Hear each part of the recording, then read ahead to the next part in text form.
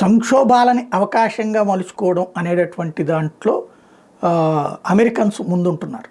ఏదైతే మొన్ననే పెద్ద ఎత్తున అగ్ని ప్రమాదం జరిగింది లాస్ ఏంజల్స్, అక్కడ ఫైర్ యాక్సిడెంట్లో హాలీవుడ్కి సంబంధించినటువంటి వాళ్ళు, వందలాది మందికి సంబంధించిన ఆస్తులు, వేల కోట్ల రూపాయలు కాదు లక్షల కోట్ల రూపాయల నష్టం వాటిల్లింది. వాళ్ళందరూ నడి రోడ్డు మీద ఉన్నారు. సరే, వాళ్ళ బ్యాంక్ అకౌంట్లో డబ్బులు ఉంటాయి కాబట్టి ప్రాబ్లం ఉండదు.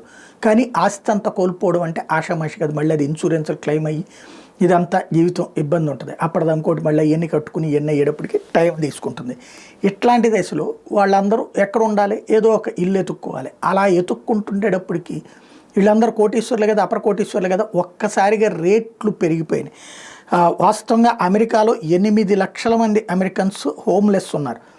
అయితే 50 నుంచి 60% మంది ఇప్పుడు 50 నుంచి 60% మందికే హౌసింగ్ ఉంది.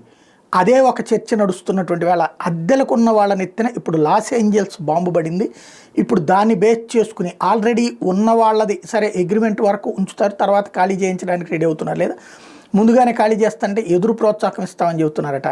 ఎందుకు అంటే ఇప్పుడు 300% రెంట్లు పెంచేశారట ఒక్కసారిగా. కొత్తగా ఇల్లు కావాలనుకునేటటువంటి వాళ్ళకి మొన్నటిదాకా $1000 అంటే ఇప్పుడు $3000, $4000 అడుగుతున్నటువంటి పరిస్థితి అంట. ఎందుకంటే ఆ స్థాయిలో మనుషులు దొరుకుతున్నారు కాబట్టి.